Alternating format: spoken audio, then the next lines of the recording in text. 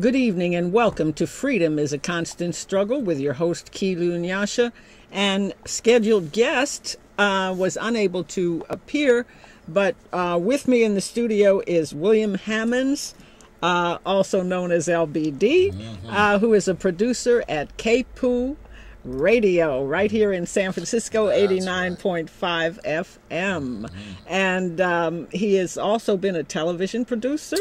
And he's with the Love Life Foundation. Absolutely. And I listen to you and Donald every Saturday on KPOO and on Wake Up, everybody. Hey. So I also want to invite our viewers to call in at 415-621-4473. And I think we have a call. Hello? You're on the air? Hello. Hello. My name is Hugo. What are you guys talking about? Hugo? Well, we haven't even gotten our program started and we're kind of off the air. Hello? He's gone. We lost Hugo. Okay, well. He'll be listening. Stay tuned, Hugo. We got a lot of stuff coming. We do. And one of the first things I wanted to, before I go to our illustrious guest, who was so willing at the last minute to fill in, I want to share with you some excerpts from a column dated July 30th by Harvey Wasserman. And it's titled, How Leonard Peltier Could Leave Prison by August 18th. For a formidable and growing global community of supporters, the prospect of Native American activist Leonard Peltier finally leaving prison inspires a longing that cuts to the depths of the soul. His imprisonment has come to stand not only for 5 centuries of unjust violence waged against Native Americans, but also for the inhumane theft of the life of a man who has handled his 33 years in prison with epic dignity, effectiveness, and grace. Peltier's latest parole hearing convened July 28th at the federal penitentiary in Lewisburg, Pennsylvania, where he is currently held.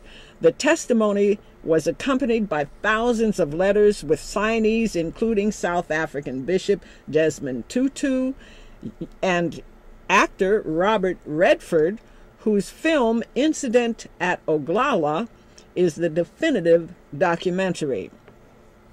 Letters to the Parole Commission and to local newspapers, calls to congressional representatives, talk show hosts, and other forms of public pressure are now of the utmost importance. The hope lies in creating a quote-unquote public environment favorable to release.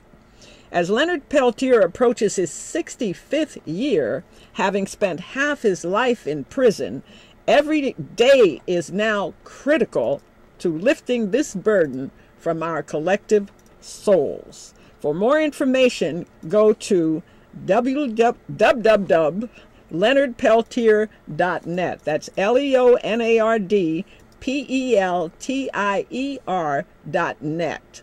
And do everything you can to support Leonard Peltier's release. Thank you, and now we'll go to our guest, LBD. All right. So, it's so good of you to come on short notice, and I really appreciate it. Tell us about you. Well, first, let me just thank you for inviting me on your program. And I've been following you and listening to you on the radio at KPOO and KPFA for years, and see you everywhere. I don't know how you get around everywhere like you do, girl. I don't know. But you doing your job, and we want to thank you and just say what a gracious and wonderful person you are for providing us with good source of information and always keeping the community aware of important issues and what's going on. So I want to thank you for all that. But it's certainly a pleasure being here. And, whenever you ask, I got to respond. What can I say? I heard that. Thank you so much. So I mean, what can I tell you about me? I've been doing television and production. I went to school, San Francisco State, and that's where I got my little formal education. In fact, that's where I met Donald Lacy. And, you know, we had been together and doing things at school and then got back together some years later. I was at KPOO back in probably the first time I got with them was probably in late 70s, early 80s. Frankie J was still there. We were still down on 6th and Natoma. All right. And I was down there for a little bit and doing some stuff with them. And I went back really into television because that was really my thing, television and photography. All right. So, you know, I was doing that, and I've always been, you know, community conscious in terms of the information that I would wanted to see on television. I worked with KMTP Television for several years and still freelance with them, and I'm here, there, and everywhere. So, but I understand the importance of the media and the importance of us to be able to present and tell our story. So, I mean, that's really why I'm in the business. I heard so we can sit down here and tell our story, make sure, you know, pertinent information, particularly about the black community, gets to the black community in particular, but everybody else needs to know the same information as well. So, I mean, it's just really important. I can't stress enough how important it is for us to be able to have access to the media here at Channel 29, 70, 76, 99, you know, any channel we can get our hands on and get some access to, we need to take advantage of it. And the people that control the media understand that very well, very clear, and they use it to their advantage. You know, most people think when they mention programming, it's what's coming on TV, but that's not it. Programming is what I'm going to do to you. So that's what it's all about. Most people don't realize that. They just look in and absorbing, but they don't know they're being programmed to buy this, buy that, do this, do that, watch this, watch that, believe this, and believe that, and most surely don't believe that. So, that.